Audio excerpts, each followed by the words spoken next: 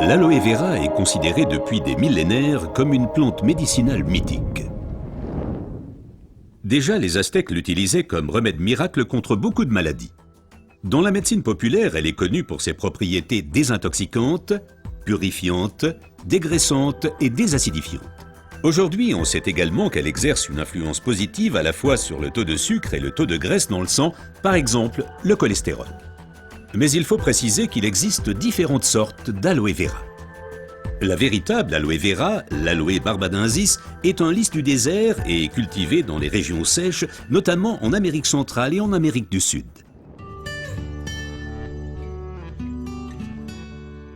L'efficacité de l'aloe vera dépend principalement de son traitement, mais les différences se font dès la récolte. Pour éviter d'abîmer la plante, les feuilles doivent être coupées à la main. Comme la pellicule supérieure de la feuille contient de l'aloïne toxique qui protège la plante contre les animaux et a un effet laxatif pour l'être humain, il faut bien séparer l'enveloppe du gel intérieur. Le gel est du reste l'élément le plus précieux de l'aloe vera. Il contient à lui seul plus de 150 composants importants et bénéfiques pour la santé tels que vitamines, enzymes, polysaccharides et oligoéléments.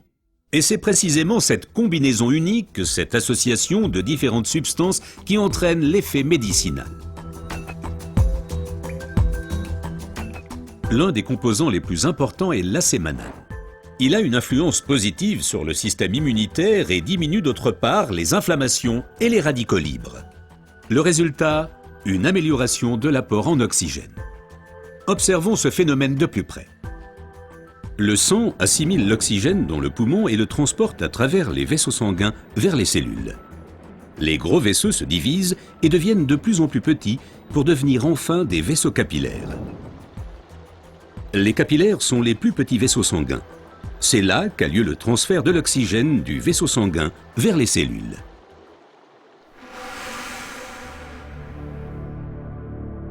Une alimentation malsaine, la pollution de l'environnement, le stress et des exigences élevées affaiblissent notre système immunitaire.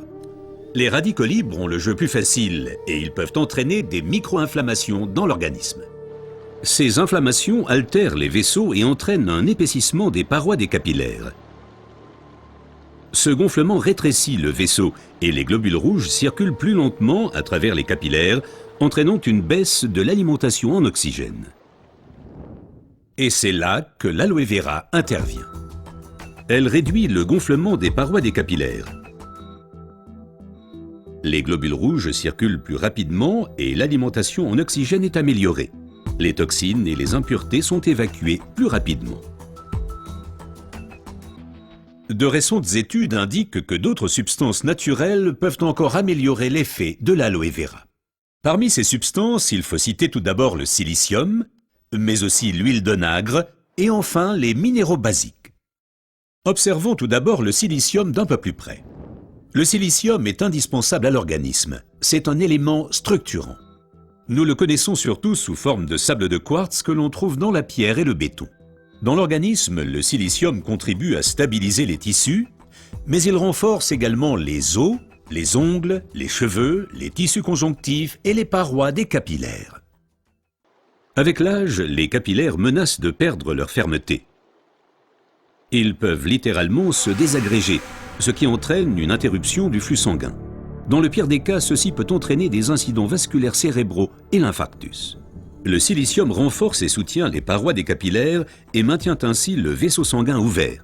Les globules peuvent ainsi continuer à alimenter les cellules en oxygène. Mais le corps humain ne peut pas s'alimenter en silicium sous sa forme d'origine qu'est le sable de quartz. Toutefois, la nature offre des alternatives, et notamment une source végétale idéale, l'ortie. Car elle est riche en silicium naturel, mieux assimilable par l'être humain.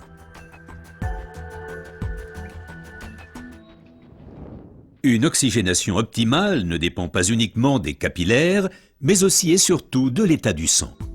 Le sang ne peut bien circuler dans les vaisseaux capillaires que s'il est suffisamment fluide. Certaines substances peuvent améliorer la fluidité sang, l'huile d'onagre avec ses acides gras insaturés et naturellement les minéraux basiques. Les acides gras insaturés sont des fluidifiants du sang. Ils empêchent les globules de s'agglutiner et donc un épaississement du sang. Les minéraux basiques soutiennent l'élasticité des globules rouges et facilitent ainsi leur passage à travers les capillaires. Ces deux éléments améliorent la fluidité du sang et garantissent ainsi son alimentation optimale en oxygène. Permettez-moi de récapituler. Une oxygénation satisfaisante de nos cellules est une condition importante de notre santé et permet également de prévenir les maladies graves. L'aloe vera et son effet décongestionnant améliorent l'oxygénation. Le silicium renforce les parois des capillaires et garde le vaisseau sanguin ouvert. Cet effet est renforcé par l'huile d'onagre et aussi par les minéraux basiques. Ce que la médecine populaire savait depuis longtemps est maintenant confirmé par la recherche moderne.